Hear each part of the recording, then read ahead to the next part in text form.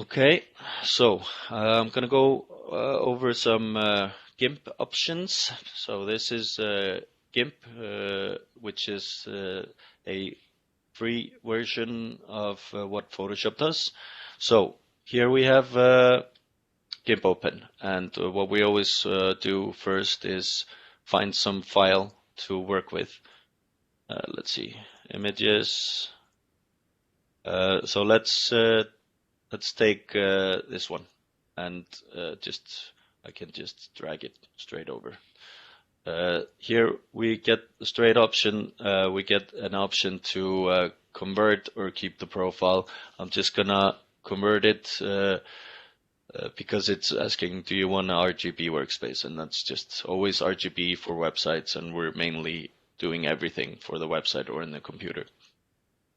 So I have a website, I have an image here that I want to check if the scales or the sizes are okay.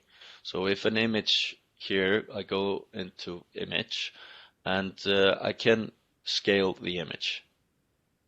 This is 800 by 534. That's very good for a website, but what's not good for a website is 300 dpi. This is great for printing in a real printer, but we don't need more than 72 pixels, dots per inch, pixels per inch. So this is very important. Whatever you do, whatever size you make here, it's not going to matter how small you make it. Well, it's going to matter how small you make it, but the 300 dpi, this is always going to triple the size of your image. So 72, always for a website, and then I can say I'm going to make it 600. So here I can scale it down from, it was 800 width, scale it down to a little slow, all right, there. Now it's 800 width. We have color options here. So if I want to make this, for instance, black and white, I can desaturate it. But this is all settings you can play around with. What I like to do is work a little bit with levels. If I want to emphasize, for instance, 3D rendered images or so on, you can work with these three here. Also, you can if you choose the top tool, selection, rectangle selection tool, you can always select an area here, and then you can either right click or you can go into image and crop to selection, or I can just right click here, image, crop to selection, and now I cropped it. Basically for Inkscape, Gimp is the size difference. So I mean, we're mainly gonna use this program to rescale our images. Everything that you take with your phone is way too big, so we always scale and just look at these options. 72 every time, and then work with these sizes. And always think full size screen. We're going up to like 920, but we're never going to do that. For a website, it's never going to fill out the whole screen. Even if it does, we don't want the images to fill out the whole screen. So I think nice size can be whatever, 800, 600, depending on your website and how you want to design it. For these tools, I wouldn't recommend playing too much with all of this, because I mean, this is just mainly for image manipulation.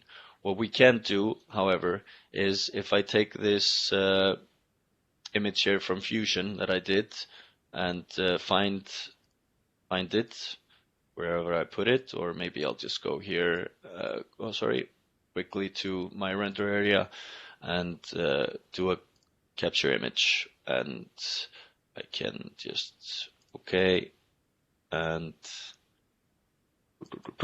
let's say Fusion image, save to this computer, and let's put it here in the desktop. And don't judge me by my organization. Jón Þór Fusion image. Okay, so here I can go into my desktop and find Jón Þór Fusion image and open with Gimp. Here it is. So, for instance, I would straight away want to check the sizes. First of all, before I scale it, I don't like this frame. I'm gonna grab selection tool. Let me see. It's freezing up a little because of this damn tool. There we go. So here I can choose where I want to crop this. Let's say I want this area, and right-click image, crop. However, I do not like that. I have this gray background. So what I can do is either I can go to color, I can go to levels, and I can light up a bit my image with levels. So I can keep my design nice and black if I just move this area here. We can also do a selection here, and we can delete everything. So now you can see the background is gone. So I do want to save it with no background. So that's a good point to go to File, Export As. If you do Save As, it's just gonna save a Gimp file. So Export As, Jón Þór Fusion image, no background. Put it on the desktop, okay. And be sure it has to be a PNG. If you save an image as a JPEG, it's always going to add the background. So even though I don't have any background, I have to make it as a PNG, because PNG will give you the option of having it without the background.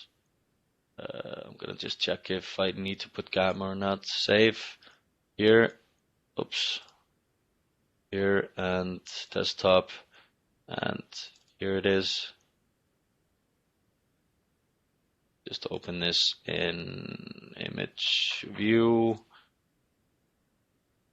That's hard to see. Let's see. Let's go to this one, and here I can. And then we go and find the image, and I'm just gonna drop it here. See, so here I have it overlapping, and the thing is, if you put this on your website, it's gonna do the same thing. So if you have a nice black background or whatever color background, you can put this in, and it will show your web page background through it. Let's see, and yeah, be sure to save it as a JPEG or a PNG for web-based to put it on the web. Here, I'm not going to talk more about these all these tools, but because mainly we just need to create something nice and be able to put it on the website in the correct sizes, so Neil doesn't call you up for your sizes of files in the GitLab. Okay, so I'm gonna switch programs.